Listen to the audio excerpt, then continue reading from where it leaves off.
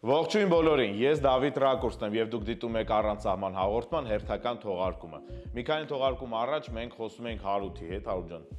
Պրիվետ։ Ողջույն։ Մենք խոսում ենք մեքենաների մասին եւ որոշեցինք, որ քանի որ նաեւ TT-H-ը արդեն մեր գործընկերն է, սարքենք, այսպես ասած, շարք, որտեղ կխոսենք մեքենաներից, ավտոսպորտից, ավտոտյունինգից, բայց այդ ամեն ինչի մասին կխոսենք ավելի մասնագիտական ու կոմպետենտ տեսանկյունից, քանի որ Հարութը մեզ այդ հարցում կօգնի։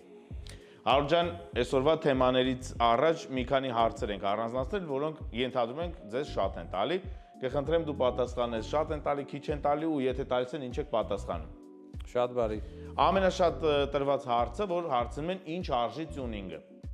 Ես կխնդրեմ մի հատ գոնե մոտավոր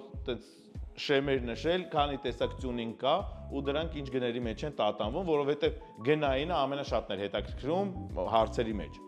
Իրականում դա համ ամենաշատ տրվող հարցն է, ամենա տենց որ Տատանվող է երևի։ Տատանվող չէ, շատ տարօրինակ հարց է, որտեվ այդ գինը կախված է մեքենայի մոդելից, շարժիչից, ցանկությունից, այսինքն կան մարդիկ, ով ուզում են ինչ-որ տենց սովորական ուղղակի իրանց մեքենան մի քիչ արագ լինի, առօրյա օգտագործելու համար, մեկ էլ կան մարդիկ, ով ուզում են իրանց ավտոները տենց են ամենաուժեղ ձևի սարքվի, այսինքն հնարավորինս շատ արագ լինի, դրա համար ինչ-որ հստակ գին ասել չկա, այսինքն տենց մինիմումը կարա սկսի սովորական տենց ոնց ասեմ կատալիզատոր հեռացնելուց եւ եվրո 2 անելուց ու ավարտվի Մի խոսքով սահման չկա։ Չէ, տյունինգի սահման չկա, տենց որ ասեմ ինչ-որ մի հատ դա առանց սահման։ Այո, ու տենց ինչ-որ շեմ չկա, որտեղ դու ասում ես, ըհը, ստոպ, всё։ Միշտ տյունինգ որ անսահմանա, անվերջ է, որովհետև միշտ քո մոտ որ դու բարձնում ես մի բանը, ասում ես այս մի բանը կարելի է մի քիչ էլ ու ստոպ չկա, էլի մի հատ հիվանդության պես բան է։ Աջան, այս մեքենան էլի ձեր տյունինգացն է։ Հա։ Այ սրա վրա օրինակով կարանք բերենք։ Ինչ արվե իր վրա կհիշես։ Հա, իհարկե։ Դե այս մեքենան տերը կոնկրետ տենց մաքսիմալ հզորություն չի ուզել, դեռ ճիշտ է նպատակներում էլի փոփոխություններ կա, բայց այս մեքենայի վրա տեղադրված է սպորտային downpipe, այսինքն հեռացված է կատալիզատորները,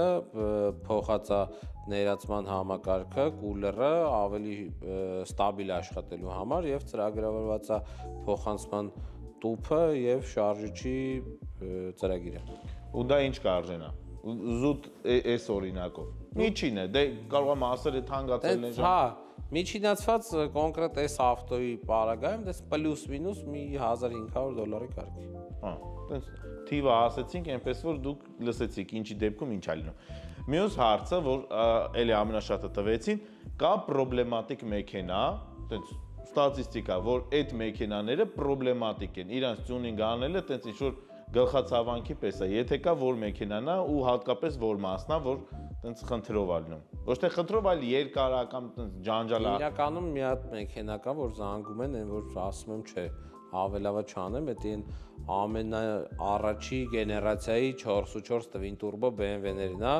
որը որ या խփելու վրա է, या արդեն խփել է ռեմոնտ արվում ու իր տյունինգը այն որ միշտ խնդիր է։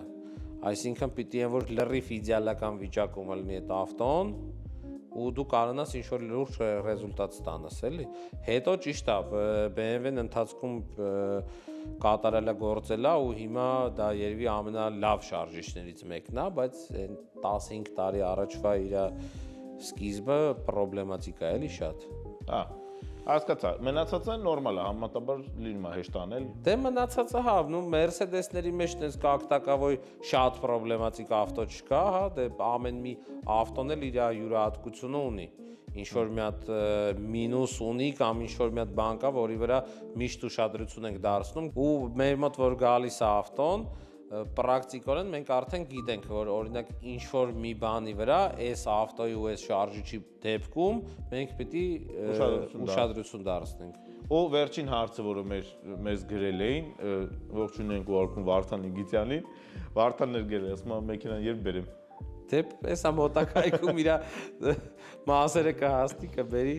Լավ, իրական Հարություն ջան, այսօր կուզեմ ավելի մանրամասն խոսենք Հայաստանում ավտոսպորտի զարգացման, նախ դրա համար ինչ է պետք ու հիմա քո գնահատականով որ ճյուղը ինչքանով է զարգացած։ Ասեմ սենց, ես ավտոսպորտ ոնց որ սկսել եմ հետաքրքրվել, հա, գոնկեքով ու փորձ ու քշել եմ, հա, եթե չեմ սխալվում 2011 թվից Այդ վաղտ առաջի գոնկեն դրագ է եղել, եթե չեմ սխալվում Իջևանում։ Այդ վաղտվանից լիքը բան փոխվել է, ինչ ճիշտն է ճիշտ է մեր մոտ Հայաստանում այդ տեմպերը չկան ոնց որ այլ երկրներում, մի քիչ ամեն ինչը դանդաղ է առաջ գնում։ Երևի հիմա ամենազարգացած ավտոսպորտը դա օֆրոդն է, ինչ ճիշտն է ճիշտ Առաջինը երևի էդի հիմնավորված է նրանով, որ Հայաստանում լիքը տեղ կա, տարածքներ կա, որտեղ այդ ամեն ինչը կարա անցկացվի։ Մնացած ավտոսպորտերը, դա դրեգն է, դրիֆտն է, ռալի կրոսն է, մի քիչ ավելի դժվար է զարգանում, որտեղ իրականում էդի հիմնավորված է նրանով, որ ամեն տարի որ սկսվում է, հա, փորձում են ամեն մի կազմակերպիչների իրանց ոլորտում սկսեն այդ սպորտաձևերը կազմակերպել, դա ճանապարհի խնդիրն է։ Հա։ Այսինքն դրիֆտի համար պլաշատկա չունենք, դրեգի համար հարմար տրաս չունենք, որտեղ մենք կարանք այդ արագությունը զարգացնենք ու դա ապահովը լինի ու հնարավոր լինի։ Ռալի կրոսի համար դժվարությունը փակելն է այդ ճանապարհը, որտեղ որ պետք է անցկացվի։ Իսկ օֆրոդը ուղղակի կարելի է հարմար անտառ գտնել, ոչ ոքի չխանգարել։ Իրականում օֆրոդով հետաքրքրվողներ են շատ։ Մենք օֆրոդի մեքենաների հետ ենք կապված տյունինգ անում, մեր ոնց որ տյունինգը չի սահմանափակվում սենց ավտոներով, հա, կամ դրիֆտի համար, կամ դրագի համար։ Հա, արտաճանապարհային ֆորմատը կա։ Նաև ինչ որ հա մի քիչ ուրիշ ֆորմատ է, դա արագությունը չի կարևորը, բայց էլի մենք այդ ավտոների տյունինգի մեջ ենք խորացված։ Սենց ասեմ, կարամ խոսամ դրագից ու դրիֆտից, հա, որտեվ հիմնական է, որտեվ ռալի կրոսը առաջի անգամ մի քանի ամիս առաջ եմ ոնց որ մասնակցել առաջի անգամ։ Ինձ ուղղակի ռալի կրոսը ոնց է անցկացում։ Ես ռալի կրոսը ինձ թվում է մեր դիտողներն էլ մի մասը տես չեն իմանա, դա ռալի կրոսը որն է։ Ռալի կրոսը սարերում, հա, երբ որ ինչ որ տես օցաձև ճանապարհներ կա։ Hill climbing-ն է ինքը։ Ինքը hill climbing-ն է, հա։ Hill climbing-ը թարգմանվում է Բադյոմ նախոլ։ Այո։ Հա։ Պրինցիպի արդեն հասկանալի է, դա հա օցաձև ճանապարհներով քո նպատակը է նա, որ ստարտից հետո ամենաարագ թիվը ցույց տաս։ Հա, զուտ արագության ու այդ ոլորանների դժվար լինելու հաշվին։ Այսինքն այդ դու պետք է այնքան քո քշելու մեջ զարգանաս, որ քո տրայեկտորիան ու քո արագությունը ու բանը հմտությունը, հա, հասնի նրան, որ քո մոտ ամենակարճ ժամկետը լինի այդ ճանապարհ անցնելու համար։ Բայց եթե չեմ սխալվում, այդտեղ հատուկ կատեգորիայի մեքենաներով են, չէ՞ քշում, օրինակ տենց արագ մեքենաներ, ես օրինակ մրցույթին չտեսա, թե հնարավոր է նաև սրանցով մասնակցել։ Չէ, ամենակարևոր բանը այն է, որ մեքենայի վրա պիտի լինի կարկասը, այսինքն առանց դրա անհնար է, որտեվ այնտեղ վտանգը, ես ասում եմ, ես առաջի անգամ մի քանի ամիս առաջ եմ քշել ու այդ ադրենալինը ոչ մի սպորտաձևի մեջ ես չեմ զգացել, որտեվ այդ վտանգը, որ հեսա հենց առաջի գոնկին դեպք եղավ, գնում էին ինչքան հնարավոր է արագ գնում էին, որ առաջի գոնկենա, չէ՞, միշտ ուզում ես քեզ ցույց տաս ու պահի տակ ուղակի տորմուզները կորան ու դե հասկացա, որ ձորա դեմս, ինչ որ մի ձևի այդ սիտուացիայից դուրս եկանք, այսինքն այդտեղ արագությունը չի կարևորը։ Այդտեղ հմտությունը, փորձը։ Հա, առաջինն այն է, որ այդ սպորտաձևում ամեն մեկը չի կարա մասնակցի, որտեվ այդ սպորտաձևում կակ մինիմում քո մեքենան կարկասով պիտի լինի, իսկ կարկասի համար ամբողջ մեքենան քանդվում է, մեջը տրուբեքա սվարկվում, արդեն դու չես կարա սովորական Իսկ կա ինչ-որ հիմնարկ, որ վերահսկում է, որ օրինակ դու ճիշտ ես ներսից կարկաս հավաքել, որտեղ Հա, դե ֆեդերացիայի կողմից մարդիկ կան, լիազորված կարելի ասել, որոնք տալիս են լիցենզիա, որ քո կարկասը ոնց որ պաշտպանելու ֆունկցիան կատարելու։ Հավելված J-ա կոչվում, եթե չեմ սխալվում, որտեղ որ կանոնները գրված են, ինչին պետք է համապատասխանի քո կարկասը, որ ըլնի քո նախատեսված սպորտաձևի համար, որտեղ դրիֆտի, դրագի եւ hill climb-ի կարկասները, պահանջները շատ տարբեր են։ Կարան իրանք դու կարաս օրինակ hill climb-ի կարկասով քշես դրիֆտ, բայց կարող է դրիֆտի կարկասով չկարողանաս քշես hill climb։ Այսինքն, եթե արձանագրենք, առաջին մեծ պատճառը, որ դանդաղ է զարգանում, այդ փորձելու հնարավորություններ ստուգելու տեղն է, այսինքն մրցուղիների պակասն է Հայաստանում։ Հա, շատ մեծ։ Իրականում ամենաարագ զարգացող սպորտաձևը բացի օֆրոուդից, որովհետև մի քիչ այդքան տեղյակ չեմ, այնպես չի որ չեմ սիրում, բայց մի քիչ եմ ժամանակ տրամադրում օֆրոուդին, զարգացող սպորտաձևը դա դրիֆտն է։ Մի քիչ դժվարությամբ գտնվավ տարածքը, մի քիչ պուճուր է, ավելի էս տարի քան թե անցած տարիները, բայց նկատում եմ այն փաստը, որ լիքը թազա մարդիկ սկսում են մեքենա սարքել, կոնկրետ մենք մեր մոտ 3 հատ մեքենա ունենք պրոյեկտ, որը որ թազա մարդ պետք է մտնի դրիֆտի մեջ։ Այս պահին ընթացքում է։ Հա, այս պահին ընթացքում է ու դա շատ դուրս գալիս է, որտեվ մենք ինչ որ մի հատ ժամանակ կար, որ կարելի ասել մենք մերոնցով էինք, էլի, այդպես մի հատ ստաբիլ քանակ մարդկանց կար, որը որ քշում ենք, մենք միշտ այդ քանակի մարդկանց հետ միշտ քշում էինք տարիներ շարունակ ու զգում եմ, որ մարդկանց մոտ ցանկություն կա մեքենա սարքելու, փորձելու, այն մարդկա վախում է, ասում է մի հատ փորձեմ, նոր կսարքենք, մարդկա այն նաուրա ասում է, սարքում եմ ավտոն, ինչ եղավ ու իրականում կան խոսակցություններ, որ մյուս տարի կունենանք հենց կոնկրետ տեղ, որտեղ որ կարողանան անցկացվեն դրիֆտի մրցումները։ Ինտուզիաստներով դրիֆտի մշակույթն եք զարգացնում, էլի, ու ոչ միայն դրիֆտի։ Եթե հնարավորություն տային, ասեն մի փոփոխություն, ֆինանսը էական չի։ Ինչքան կասեք կլինի մի փոփոխություն ավտոսպորտի համար, մաքսիմալ ունիվերսալ, ինչ կանեիր, ինչ կասեիր լինի։ Տրեք, գոնոշնի տրեք, այդքան բան։ Այդ մեծ շրջանաձև։ Հա, իհարկե, հա։ Որտեղ որտեղ կլինի, մեր հարևան պետությունում տրեք կա, որտեղ մարդիկ կարան ուղղակի համ դրիֆտ քշեն, համ դրակ, համ կալցիվոյ գոնկեք, որը որ Հայաստանում չկա, էլի, ուղղակի տեղ էլ չկա, որ քշենք։ Այդ մի բանը ամենակարևոր բանը, երբ որ պահին, որ Հայաստանում կլինի գոնոշնի տրեք, այդ պահից սկսած այս ոլորտը մի հատ ուժով կսկսի զարգանալ։ Թռիչքաձև զարգացում։ Ես էդի որ շատ վստահ ասում եմ, որ հենց որ մի հատ պուճուրիկ կտորելնի, հա, որտեղ որ մարդիկ ուղղակի կարողանան մտնեն, գումարը վճարեն ու փորձեն։ Ես վստահ եմ, որ դու էլ հաճույքով կգաս մեր հետ, կասես մի հատ էլ տվեք փորձեմ, տենամ այդ ինչա դրիֆտը։ Չէ, ես հաստատ դա կանեմ։ Իսկ մոտավորապես ինչ ֆինանսի մասին է, ըստ չգիտեմ, կարող է դու տեղյակ ես, կարող է կան հստակ չափանիշներ, որ այդքան արժի այդ չափի տրեկը։ Դե տրեկը կոնկրետ հենց ինչ որ ստանդարտներով սարքած տրեկը շատ մեծ գումարների մասին է, մի քանի միլիոնի մասին է, բայց ես ի սկզբանե խոսում եմ մի հատ պուճուր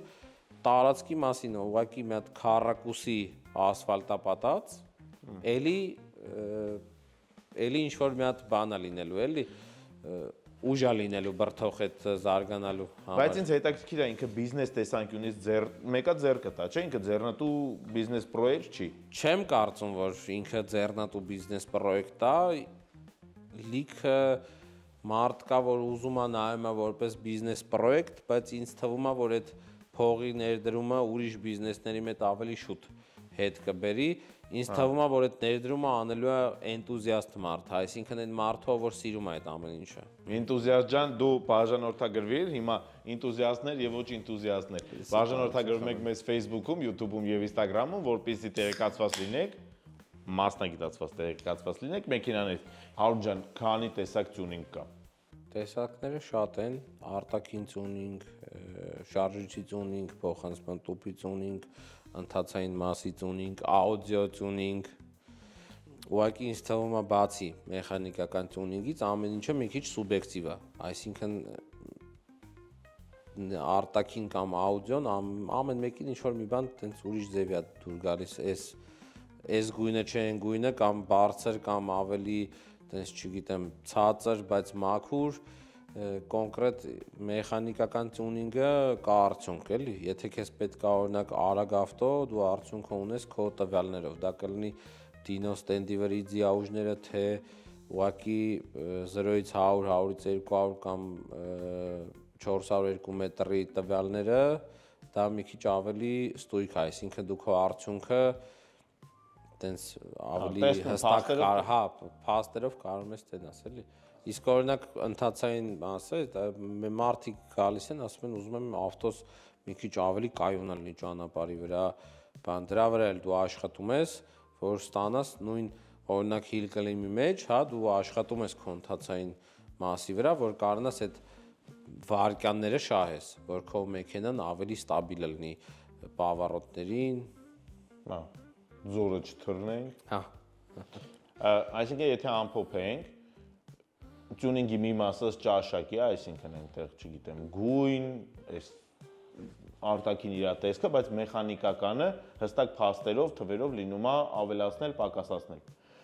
Դրա լավ ու վատ կողմերը։ Դե լավ վատ կողմերը էս սենց ասեմ, էլի։ Չէ, հարցս վերաձևակերպեմ, ոչ թե տյունինգը անելու լավ ու վատ կողմերը, այլ ինչ կլինի ոչ մասնագիտական տյունինգի դեպքում։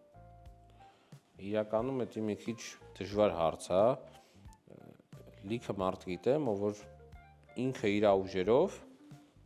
իր կարդալով, հա, ինչ որ բան հարց ու փորձ անելով ստանում է նորմալ արդյունքներ։ Տարբերությունը նրա սենց է, ասեմ, մասնագետը ավելի շատ փորձ ունի։ Եթե դու ոչ մասնագետ ես, դու փորձում ես, դու կարող ես մի հատ ինչ-որ նրբություն լինի, որը որ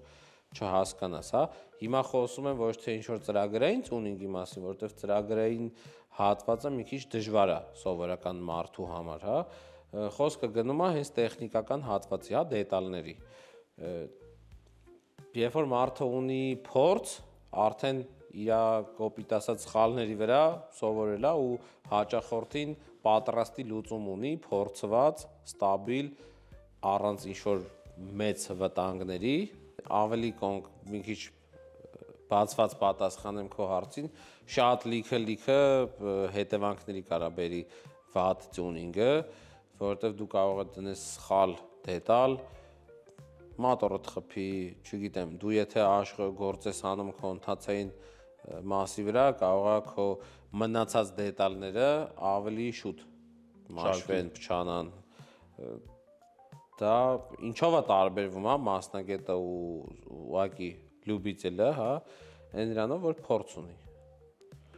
Նայ, օրինակի համար անցած անգամ, անցած հաղորդման, հա, ընթացքում դու հարց տվեցիր, ինչ տիպի կարա չիպ տյունինգը կամ առհասարակ տյունինգը անդրադառնա մեքենայի ռեսուրսի վրա։ Մի քիչ ուզում եմ այդ հարցին ավելի շատ անդրադառնամ, որտեվ որ ճիշտ տյունինգի ու ճիշտ սպասարկման դեպքում մեքենայի կյանքը շատ ավելի քիչ է կարճանում, սուտ կլինի, որ ասեմ ընդհանրապես ոչ մի ազդեցություն չունի, որտեվ բնականաբար զավոդում ինժեներները մտածել են, որ այդ ձիաուժն են սարքել մեքենան, բայց այն մեքենաները ես իմ պրակտիկայի վրա հիմնվելով կարամ ասեմ, այն մեքենաները, որ ճիշտ ժամանակին սպասարկվում են, մենք մեքենա ունենք, որ 5-6 տարի լուրջ ձևափոխություններով, լուրջ տյունինգով, առանց շարժիչին եւ փոխանցման տուփին վնասի մինչեւ առ այսօր քշվում է։ Այսինքն եթե ես ուզում եմ մեքենաս պրոֆեսիոնալ տյունինգ արվի, որտեղ տանեմ։ Դու կասես։ TTH-ին։ Հիմա մյուս հարցս։ Chip tuning-ը, չգիտեմ ովքեր մեզ ոնց որ նայում են տեղյակ են կամ տեղյակ չեն, ես հարցնում դու ասա, այդպես է թե չէ։ Առաջի stage-ը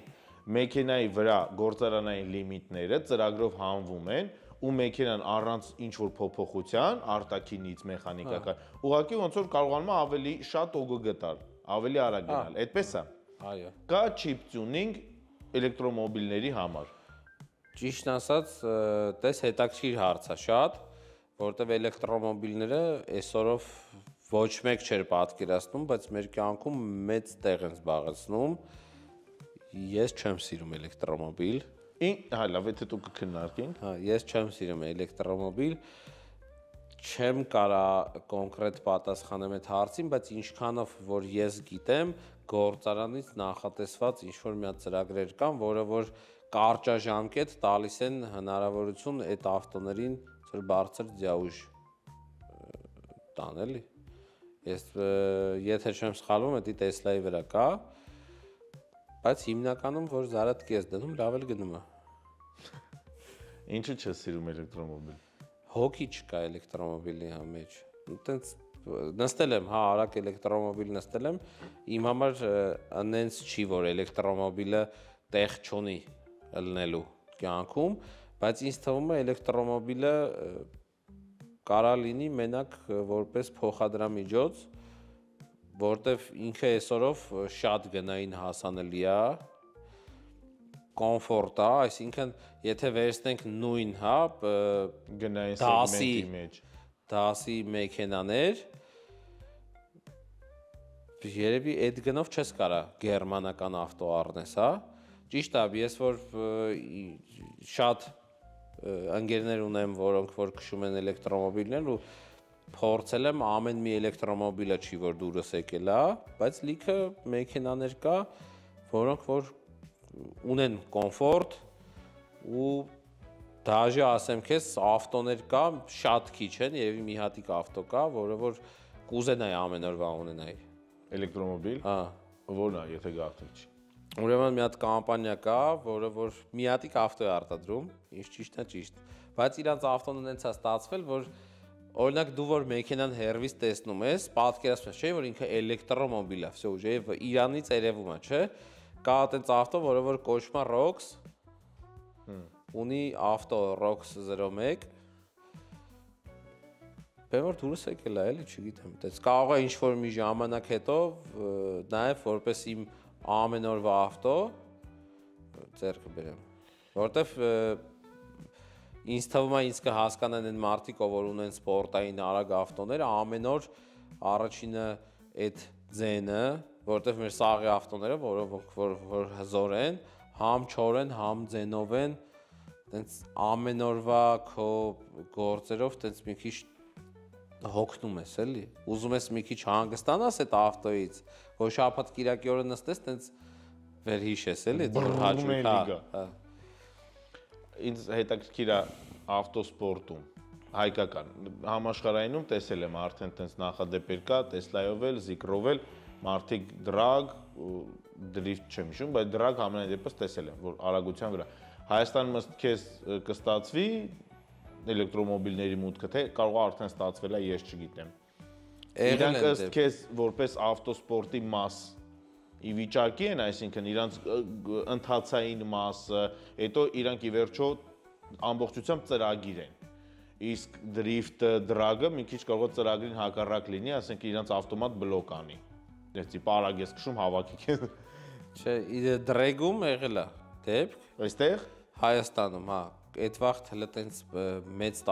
տարբերակներ չկար արագ էլեկտրոմոբիլների, որտեվ հիմա օրինակ սաղս գիտենք այն Xiaomi S7 Ultra բան, տենց շոր 17 Pro Max բան, հա, տենց հեռախոս բան, տենց ու էս վերջերս BYD-ն էլ է ինչ որ ավտո հանել, որ արագության ռեկորդ է խփել, այն վաղ որ դրեգին մասնակցում էին Tesla Plate մի քանի հատ, ուղղակի հետաքրքիր մի հատ արձագանք կար։ Օրինակ եմ ասում, մենք քշում էինք, իրանք առանձին դաս էին, այսինքն բենզինով կամ դիզելով, հա, շարժիչները ու էլեկտրոմոբիլները առանձին դաս էին։ Ու դիտորդները, որ մենք էինք բենզինով գնում, բայց դանդաղ քանց թե պլեյդերը, լիքը մարդիկ են, որ էմոցիա բան, վաու, ու պլեյդը, որը որ այդ օրով Հայաստանի դրեգի քրոնոմետրաժի ռեկորդ խփեց, տենց մարդիկ են, որ հա դե լավ, դե յանի թույն էլի, տենց էլ պիտի լիներ։ Տենց չկար էլի այդ էմոցիա բան, դրա համար պրինցիպի ավտոսպորտի մեջ ամենակարևոր շոուն է։ Իս շոուի մեջ, դրիֆտի մեջ էդի ծուխնա, ձեննա, նույն այդ որ մեքենաների ավարիաները դրեգի մեջ էդի արագությունն է, այդ արագության համապատասխան ձենն է, իսկ էլեկտրոմոբիլը այս բան այդ բանը չունի, էլի վաու էֆեկտը չունի։ Հա նայում են, ասում են դա անձեն արագ գնում է։ Այսինքն նայողին դա հետաքրքիր չի, կարող ենք ռեկորդ է խփում։ Դա տենց է, հա, բայց ինքը շոու չի։ 3 խորհուրդ մեքենայի կյանքը երկարացնելու համար։ Եկանք հետաքրքիր հարցին, հա։ Նայ, իրականում հետաքրքիր հարց է, որտեվ մեր Հայաստանում որ տենց անալոգիա է, հա, նայում, որ ոնց են օրինակ սպասարկման նայում դուրսը ու ստեղ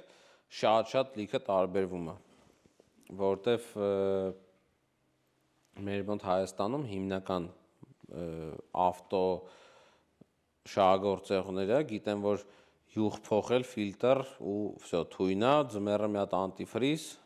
ու կալոտկա։ Հա, կալոտկա, իրականում չէ, տենց չի, որտեվ նույն սվեչաները, յուղերը փոխանցման տուփի մեջ, ռեդուկտորների մեջ, причем այդ հզոր մեքենաների մեջ այդ դրա անհրաժեշտությունը ավելի շատ է։ Այդ ամեն ինչի յուղերն էլ փոխելու։ Հա, իրականում, որտեվ տյունինգ անողի համար ամենակարևոր բանը մեր գործի մեջ դա վառելիքն է։ Եթե չլինի լավ վառելիք, դու կյանքում չես կարող ստանաս ինչ-որ մի արդյունք։ Ես լավ բենզին կարող եմ խորհուրդ տալ, կարող եք օգտվել Galf-ից, որն արդեն ունի 9 լցակային եւ որտեղ դուք կգտնեք որակյալ բենզին եւ հեղուկ գազ, հա, դիզել նաեւ։ Հա, կներես, էլ ինչ էր պետք մեքենաների կյանքը երկարացնելու համար։ Յուղերի մասին չասիր։ Իսկ որակյալ յուղեր կարող եք գտնել մեր հովանավոր Նակոյլ ընկերության խանութ սրահներում, որը մոդուլ յուղերի պաշտոնական ներկայացուցիչն է եւ ունի յուղեր ցանկացած տեխնիկայի համար։ Հարջան երրորդ խորհուրդը որակյալ վառելիք ֆիքսեցինք, որակյալ յուղեր երրորդը։ Եվ ամենակարևորը ճիշտ մասնագետներ, որոնք գիտեն ճիշտ սպասարկման ձևը։ Դե հապ։ Կալա։ Հա, նոր որ կադրից դուրս էինք, տենց հարց ծագեց, որ ժամանակակից նոր մեքենաների տյունինգի հետ կապված խնդիր կա։ Ու դա գլոբալ խնդիր է։ Ուղղակի տենց զգացի ինչ որ հետաքրքիր պատասխան ունես, ստոպ ենք տվել, հիմա կուզեմ բոլորիս ներկայությամբ այդ պատասխանը տաս։ Տավ ջան, նայ ինչ խնդիր է առաջացել մեր մոտ 20 թվականի կեսերից, հիմնականում գերմանական ավտոներ արտադրողները որոշել են խոչընդոտ ստեղծել չիփ տյունինգի համար եւ իրանց մոզգերը ծրագրային փակել են։ Ու դե հիմնականում այդ պահանջը առաջացել է տյունինգի, հա, մենք սաղս գիտենք, որ հիմնական ավտոները, որը որ տյունինգ են արվում, դա BMW-ներն են։ Հա, ու 20 թվականի կեսերից մինչև այս վերջերս մենակ սաղ աշխարհում մի հատ կանտորա կար, որը որ կոչվում էր Femto, որը որ կարում էր unlock աներ։ Այսինքն ոնց էր այդ process-ը, հա, եթե դու ունես օրինակ 22 թվի ինչ որ մի BMW, կապ չունի ինչ շարժիչով էլի, դա պարտադիր չի որ ML-ներ կամ մեծ լիտրաժով շարժիչ, իր մոզգը փակեր։ Դու մեքենան կանգնացնում էիր Հայաթում կամ քո արեստավորի մոտ, մոզգը հանում էիր, ուղարկում էիր Ռուսաստան կամ մի քանի մասնաճյուղեր ունեին աշխարհում, իրանք unlock անում էին, ուղարկում էին հետ, որը որ առաջինը ժամանակատար էր, այսինքն քո մեքենան անշարժ պետք է կանգներ ինչ-որ մի ժամանակ, դա իմ կարծիքով, տենց եթե չես որոշում նստես սամոլոտ գնաս անես գաս, այ ուղղակի ուղարկում ես ինչ-որ լոգիստիկ կամպանիաների միջոցով մինիմում մի շաբաթ տևում էր, եթե ոչ ավելի շատ ու պլյուս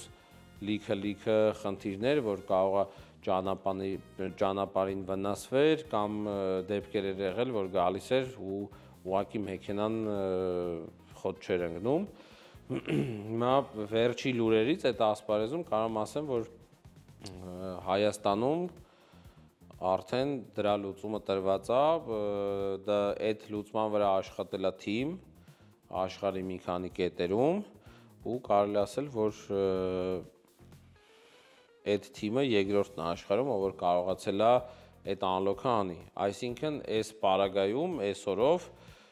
էլ դրա կարիքը չկա սպասելու։ Այսինքն, մարդ գալիս է մեր մոտ, թողում է մեքենան, մի օրվա մեջ մենք դա անում ենք մեր աշխատանքները, անլոքը անում ենք, ծրագրավորում ենք ու հանձնում ենք տիրոջը։ Այլ ժամեր, իսկ այն ժամանակ, որ դες ասում դա մոնոպոլիա է եղել, դա ինչ գնանոց հաճույք է եղել։ Մենակ անլոքն է եղել, չէ՞, այսինքն stage չէր արվում։ Չէ, դու անլոք ես անում, հետո ինքը աշխատում էր ինչ-որ մի հատ տենց մի քանի պլատֆորմաների հետ, դա կլներ MHD, Bootmode, տենց կամ MG Flasher, այսինքն դա հավելվածներ էր, որը որ դու քաշում էիր, առնում էիր լիցենզիա, այսինքն բացի այդ գումարից, որը որ դու տալիս էիր անլոքի համար, տեղափոխելու համար, դա մինիմում $300, եթե չեմ սխալվում, սկսում էր ամենապուճուր շարժիչով ավտոն, ասենք 2 լիտր կամ 3 լիտր, պլյուս այդ տեղափոխման արժեքները, պլյուս լիցենզիայի արժեքը, պլյուս եթե դու չէիր ուզում այդ մեջի արդեն պատրաստի stage ասվածները լցնել քո մեքենայի վրա, ուզում էիր custom настройка արվել, այսինքն կարող է քո ավտոյի վրա տեղադրված էր ինչ-որ հավելյալ դետալներ, դու նաև մի հատ էլ առանձին պիտի վճարեիր ծուներին, որ ինքը քո custom-ի ծրագիրը գրեր մեքենայի վրա։ Իսկ հիմա լուծումը սենց է, դու ուղղակի բերում ես մեքենան, unlock անում ենք, որը որ հա, էլի առանձին արժեք է, բայց դու չես սպասում շաբաթներով։ Քո մոտ սաղ տեղում է, արդեն քո ուզած ծրագիրը արվում է ու պատրաստ է մեքենան։ Նաև այդ խնդիրը ունի Mercedes-ը, ուղղակի Mercedes-ի պարագայում դա մի քանի շարժիչ է, BMW-ն սաղ է։ Ու ավելին ասեմ, 25 թվին արդեն BMW-ն հրաժարվել է իր հին գործընկերոջից եւ անցել է ուրիշ մոզգերին, որը որ դեռևս ոչ մեկ չի բացել։ Այսինքն մենք չգիտենք 25 թվի ավտոն երբ կլինի tuning անել։ Հա, այսինքն 25 թվերի վրա դա չի տարածվում։ Չէ, այս վերջի ավտոները, այսինքն կարելի ասել 26 թվի մոդելային շարքը, հա, արդեն գալիս է թազա մոզգերով, լրիվ ուրիշ կամպանիայից, որոնք որ փակ են ու դրան լուծում չկա։ Այսինքն գործարանային stage անելը իրանք ոնց որ արգելել են։ Եթե տենց որպես քաղաքականություն որոշել են չպետք է լինի։ Այսինքն ոչ մեկ դեռ լուծումը չունի, ոնց այդ ամեն ինչը շրջանցես, որ կարողանաս փոփոխություն անես ծրագրային։ Ինչ որ բրենդերի հետ կապված այդ լուծումը արդեն տրված է, ինչ որ բրենդերի հետ կապված դեռ չէ, բայց այս պահին մեր հնարավորությունները ունենք BMW-ի հետ կապված, VAG-ի, այսինքն Volkswagen, Porsche, Audi ու աշխատում ենք Mercedes-ի վրա։ TTH-ը քանի ժամ է աշխատում օրական։ Հակառակ հարցը որ տաս ավելի ճիշտ կլինի, քանի ժամ չի աշխատում։ Բավական հոգնում եք, չէ՞։ Դե հա։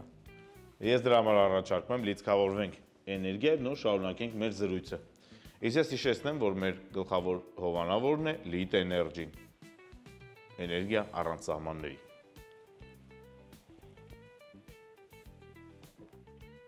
Ուզում եմ մի քանի բլից հարց տալ, բայց խնդրում եմ պատասխանես մաքսիմալ արագ, այսինքն առաջին մտքիդ եկած պատասխաններ։ Դավայ։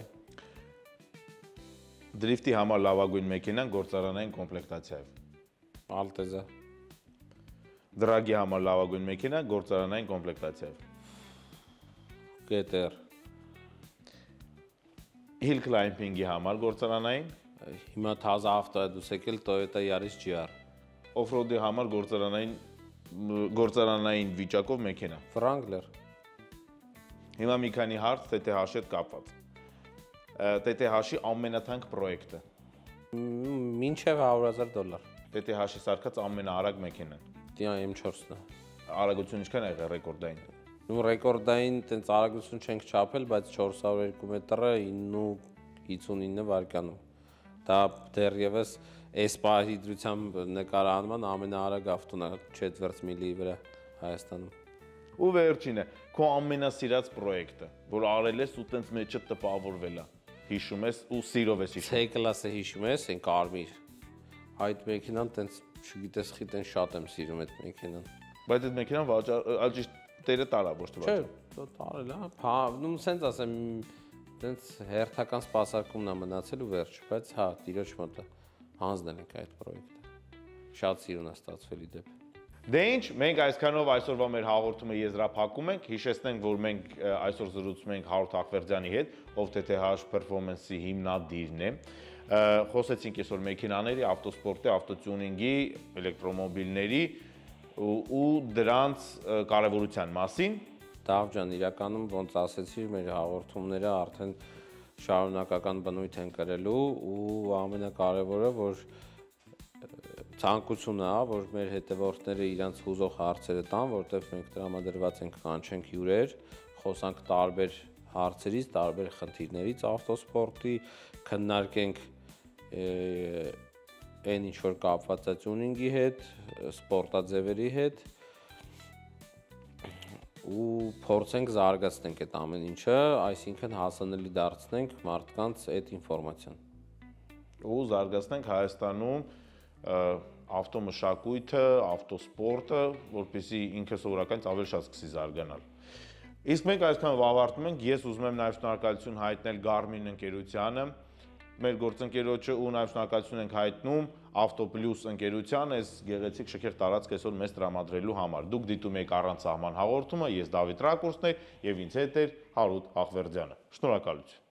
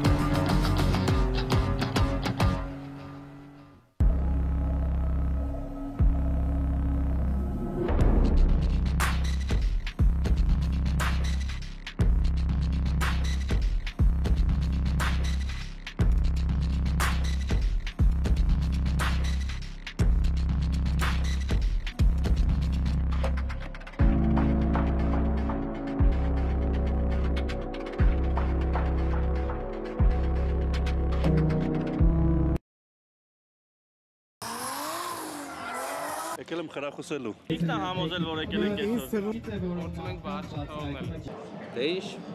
նայենք։ Նայենք։